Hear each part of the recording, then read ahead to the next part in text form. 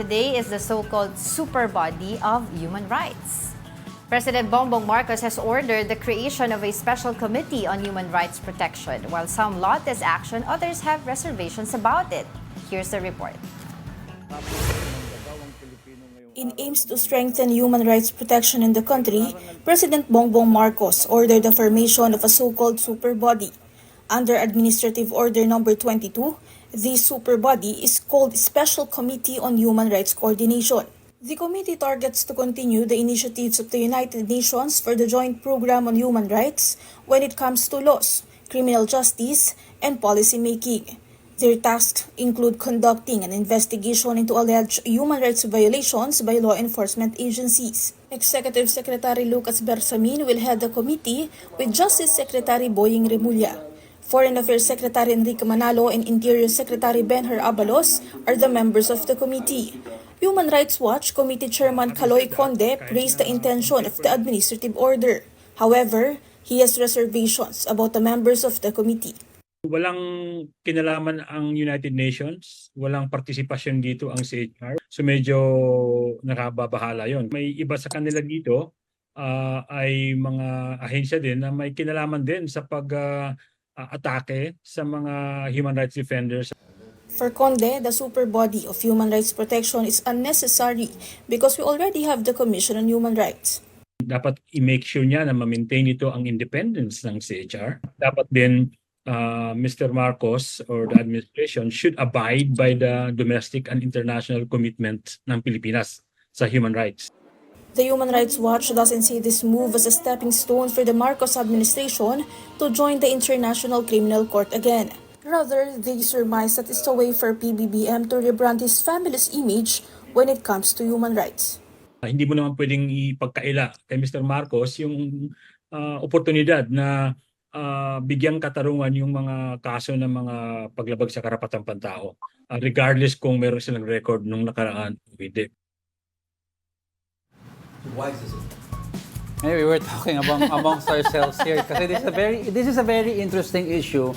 It's because we already have a Commission on Human Rights. But at the same time, the timing of which we were talking kanina, of which this was set up, is very suspect because may nangyayaring issue between ICC, former President Duterte and PBBM. And then yung stance ng government na we're not to turn over President Duterte in case a warrant of arrest happens because we are not...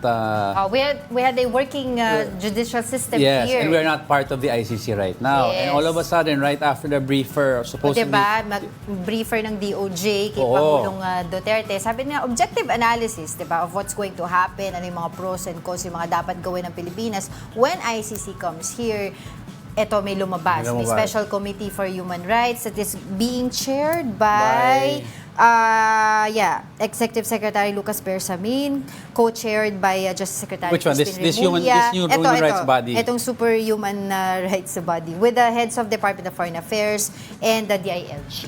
You see the members of that? You have DILG, local government. You have Foreign Affairs. Why is the Foreign Affairs part of, yun ang question ng iba, why are they part of a human rights super body? So it's something to do with relations with another country or with the ICC or with the UN.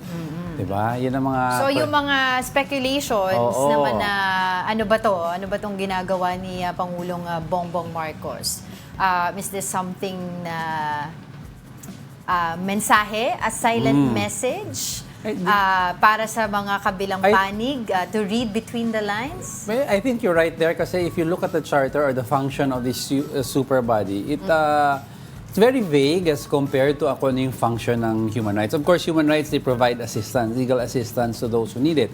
Pero very vague ang function nito given na hindi minention ano yung specific differences between them and the human rights. What are they supposed to have programs that will supposedly mitigate or lessen instances of human rights violations? Are they supposed to look at certain violations in the past? Are they going to look at the drug war? Because that was mentioned.